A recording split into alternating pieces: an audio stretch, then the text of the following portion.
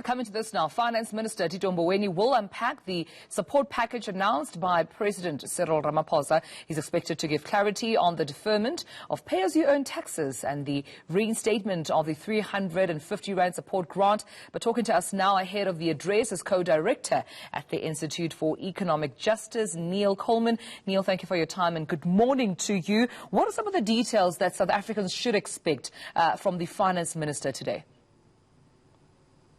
Good morning. Thank you. Obviously we need to wait to see what the minister has to say. But I must be absolutely honest. We're not confident that the minister is going to handle this in the bold and sort of imaginative way that this crisis requires. We feel that he's failed to show leadership throughout this crisis, but also that National Treasury has consistently, with this blind austerity mindset, blocked and dragged their feet on a number of responses which the government has promised in relation to the crisis. We only need to think of that 500 billion rand package last year. The Institute for Economic Justice has found that only about 40% of that package was spent. So the measures that the President announced last Sunday are welcome to a degree, but we're concerned that, number one, they are not adequate. You need a response which is proportional to the size of the crisis. And if we only need to think about the level of hunger in our society, 10 million people living in hunger, of those 3 million children, the 1.4 million unemployed, the many businesses that are closing down and are under enormous stress. The IEJ had proposed a 70 billion rand emergency response package. Now, the package that the President announced does respond to some of the proposals, but some of the proposals are only in response to the latest crisis, which was as a result of the looting. So, for example, if you look at the extension of UIF benefits, it's only to those who are directly affected by the looting. That's around about 150,000 workers out of the 1.4 million who have lost their jobs. So our concern is that the response is too timid and it's not sustained or comprehensive enough. If you look at the extension of the COVID grant to March next year, the 350 Rand, there's a very good sort of case study of the problems that we've been experiencing with government and with Treasury in particular. The fact that they've taken since April to reinstate this, when clearly there was a massive crisis of hunger around the country, which was an important contributor to the explosion that took place a couple of weeks ago, but also that they have been dragging their feet, blocking it. The Department of Social Development had already at the beginning of the year proposed its extension to March next year, and this was blocked by Treasury. Now, the latest information is that they have only made provision for about 7 million grants. And now, if you consider that caregivers have to be incorporated into the grant, that's a few million women who were previously excluded, unconstitutionally, I might add, who were previously excluded from the COVID grant, then, 6 million plus 3 million is 9 million to do basic maths.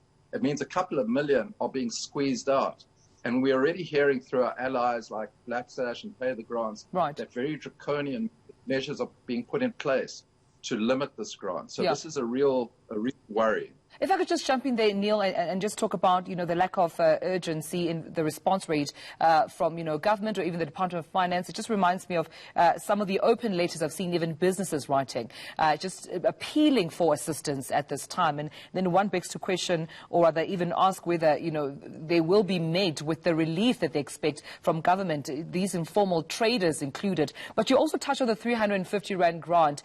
They're quite an important one, which I'm sure all South Africans expecting the minister to talk about. My question to you is, do you have any confidence in the administration of the 350 Rand, how it will be effectively administered, given some of the problems and the gaps we've identified even pre the unrest when it was first reinstated?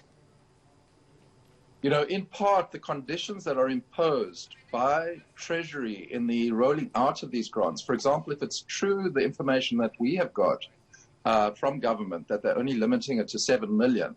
If you impose those conditions and you force the Department of Social Development and SASSA to implement very draconian requirements, so for example, with the COVID grant previously, we'd seen that if you had any money coming into your bank account, you were immediately disqualified. Those who had applied for the, educational support were disqualified. So what you see are draconian requirements being implemented, and that's why means-tested grants are quite problematic, because they allow huge discretion by the bureaucracy and discriminate against actually the most vulnerable people who need the grants the most. You mentioned the informal sector. In the IEJ proposal, the proposed package, we proposed the rolling out of support for informal sector workers. That hasn't materialized. So, what you see in the austerity mindset is, instead of making more resources available, which is what is required now, you must remember South Africa is only spending about 4% of GDP on its response, whereas the G20 countries on average are spending 10%.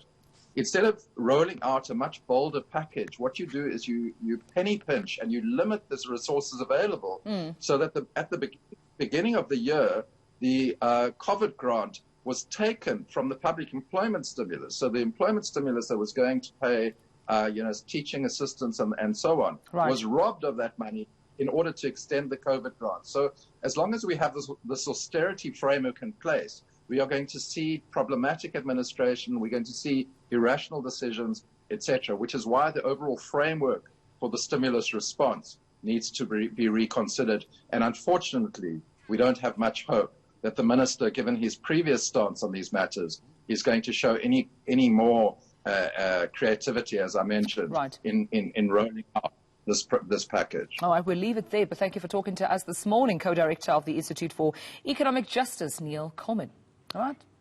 This is very strange compared to the conversation I had earlier regarding tax when I spoke to, it was Beatrice Gous from the SA Institute for Tax Professionals, actually expecting everything that the economists and tax experts are hoping to hear from the finance minister. 350 deferment of tax and concise tax for the alcohol industry, and it seems no one really knows what's going to happen until Tito Mboweni, I think it's 12 o'clock 12 o'clock today, midday. We'll find out. Mixed ideas of what's going to happen.